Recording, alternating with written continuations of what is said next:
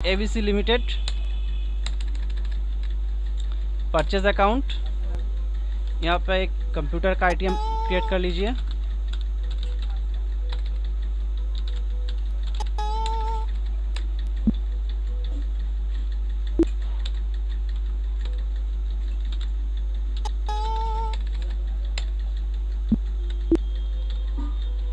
Computer ले लिए हैं, मान लीजिए 5 कंप्यूटर खरीदते हैं 20,000 करके,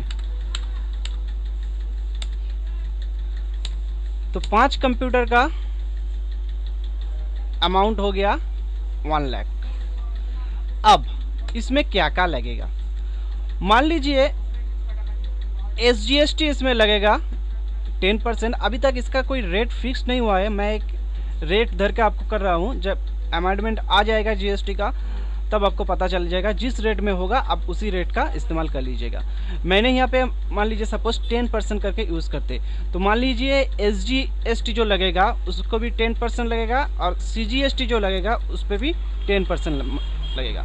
एक्चुअली ये होता क्या है GST में, ये देखिए 1 लाख का मैं कंप्यूटर खरीद रहा हूँ, तो इसके ऊपर 10% लगेगा SGST, मतलब इसके ऊपर जो 10% जो रेट रहेगा वो लेगा स्टेट गवर्नमेंट, एंड फिर इसके ऊपर जो CGST लगेगा 10%, उसका जो अमाउंट होगा वो लेगा सेंट्रल गवर्नमेंट। ठीक है दोस्तों, तो यहाँ पे हम एक लेजर क्रिएट करते हैं, इनपुट SGST, इसको अंडर दे दीजिए ड्यूटीज एंड टैक्सेस, ठीक है, अदर्स, इसको सेव कर लीजिए। ठीक है दोस्तों, तो 1 लाख के ऊपर 10% क्या होगा 10,000। फिर आ जाइए यहाँ पे, फिर यहाँ से एक लेजर क्रिएट कर लीजिए, ऑल्ट C देके, इनपुट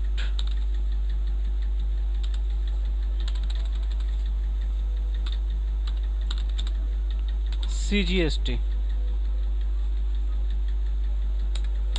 ड्यूटीज एंड टैक्सेस पे दे दीजिए, अदर्स दे दीजिए, इसको सेव कर लीजिए, एंटर दीजिए। यहाँ पे 1 लाख के ऊपर 10% क्या होगा 10,000 दीजिए, तो टोटल बिल अमाउंट हो गया 1,20,000।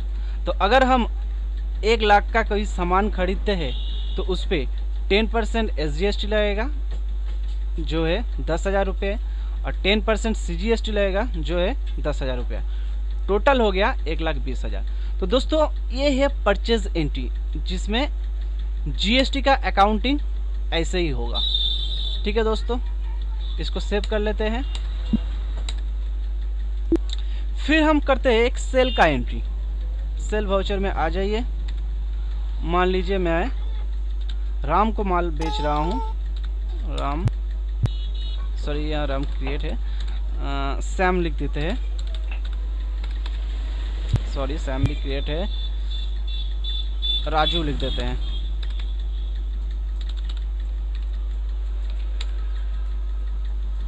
सेव कर लीजिए। यहाँ पे एक सेल का लेजर क्रिएट कर लीजिए, इसको सेव कर दीजिए। कंप्यूटर ले लीजिए, मान लीजिए इसको 5 ही कंप्यूटर बेच रहे हैं 25,000, टोटल आ गया 1,25,000। ठीक है दोस्तों, अब इसमें टैक्स क्या लगेगा, सेम तरह का जब अब वैट में यूज़ किए थे, याद है, इनपुट वैट, आउटपुट वैट, इसी तरह यहाँ भी एक ही बात है दोस्तों। तो यहाँ पे एक लेजर क्रिएट कर लीजिए, आउटपुट SGST, इसको ड्यूटीज एंड टैक्सेस पर रख दीजिए।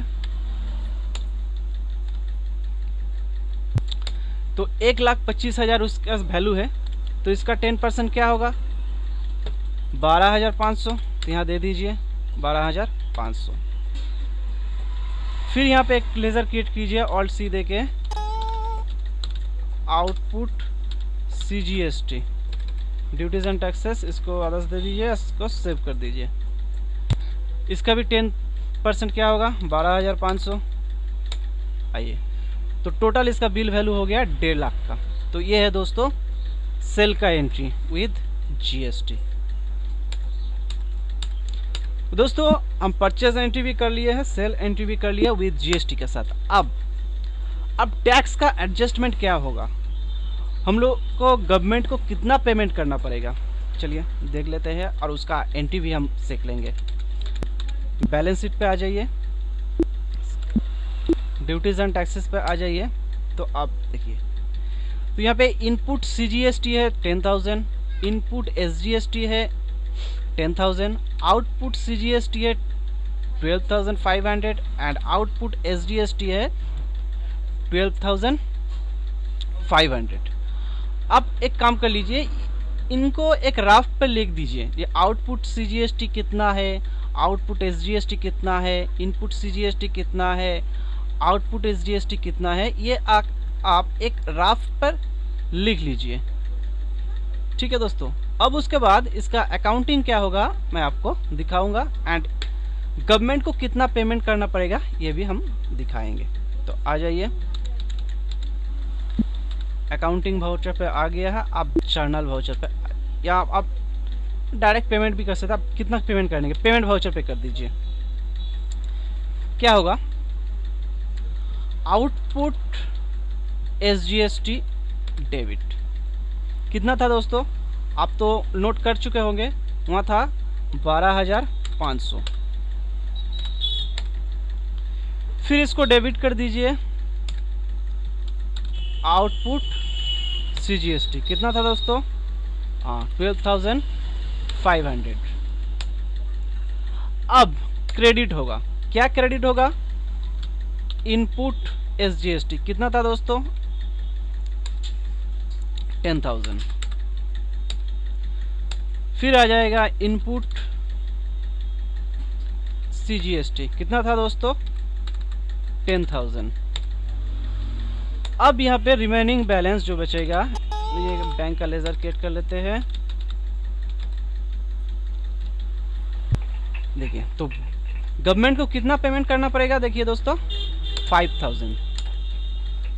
तो 5,000 हम लोगों को गवर्नमेंट को पेमेंट करना पड़ेगा, क्योंकि जब हम माल खरीदे थे कितना टैक्स दिए थे दोस्तों, 10,000 सीजीएसटी, 10,000 एसजीएसटी, यानी कि 20,000।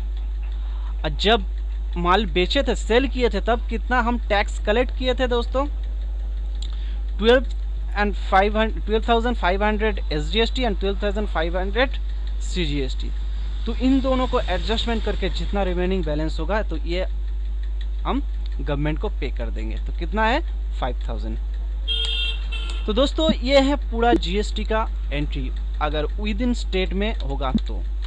और आउट ऑफ स्टेट क्या होगा दोस्तों, ये हम अगले वीडियो में आपको बता देंगे। तो दोस्तों अगर इस वीडियो को आपको पसंद हुआ तो ज़रूर लाइक कीजिएगा एंड शेयर कीजिएगा एंड सब्सक्राइब ज़रूर कीजिएगा, क्योंकि मेरा जो जितने भी न्यू वीडियोज़ है उसका अपडेट आपको मिल जाएगा। So friends, keep smiling, keep learning and keep growing.